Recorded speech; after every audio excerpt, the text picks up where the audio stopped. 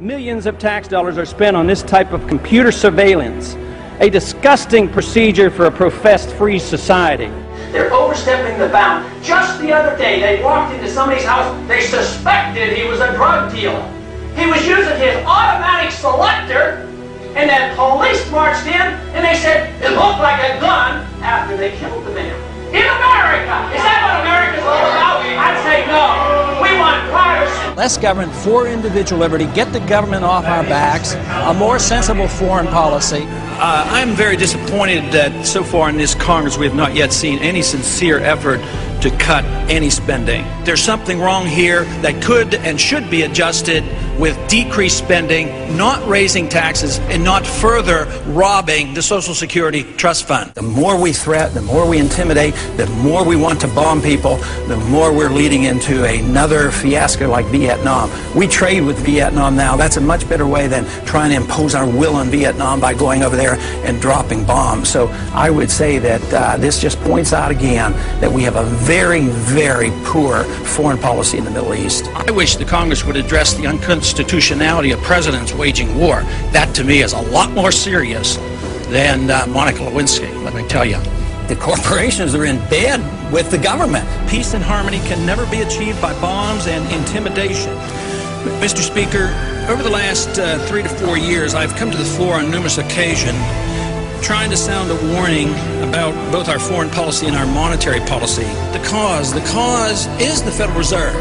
The cause is the problem is the Federal Reserve has been granted authority that is unconstitutional to go and counterfeit money.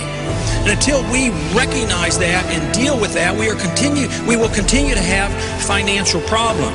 I do not see any reason whatsoever to take young men and young women and send them 6,000 miles off to a land to attack a country that has not committed any aggression against this country. War is not popular. People get killed and body bags end up coming back.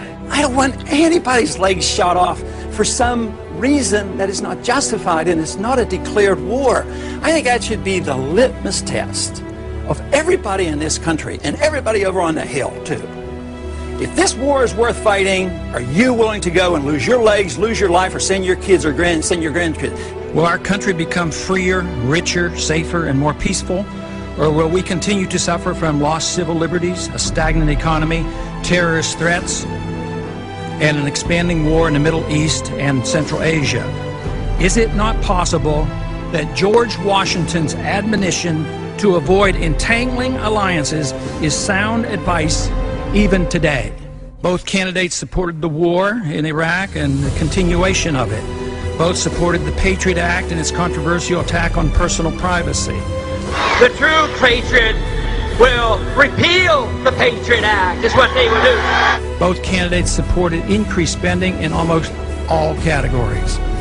I'm the most conservative member here. I have voted, against more spending and wasting government than anybody else. Freedom, prosperity, and peace. Just come home. We just marched in. We just come home. We have allowed our nation to be overtaxed and overregulated and overrun by bureaucrats. The founders would be ashamed of us for what we're putting up with. A system designed to protect individual liberty will have no punishments for any group and no privileges. Today, I think inner city folks and minorities are punished unfairly in the war on drugs. It is our job to check up and find what the Federal Reserve has done, audit them, and find out who their buddies are that they're taking care of. It's trillions of dollars we're spending on these wars.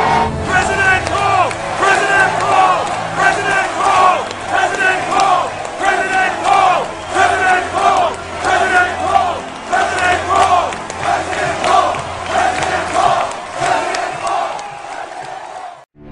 4 years ago, Ron Paul stood alone in predicting the impact on America of too much government, too much war, too much spending. Today, Ron Paul leads the pack as candidate after candidate recognizes reality.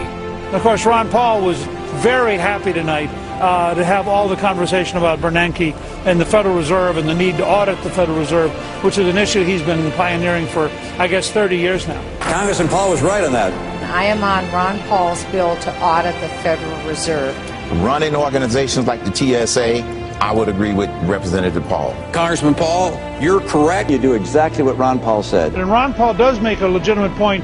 Ron Paul, one message for 30 years. We have allowed our nation to be overtaxed and overregulated and overrun by bureaucrats. The founders would be ashamed of us for what we're putting up with. Ron Paul. Right then, right now, right for America.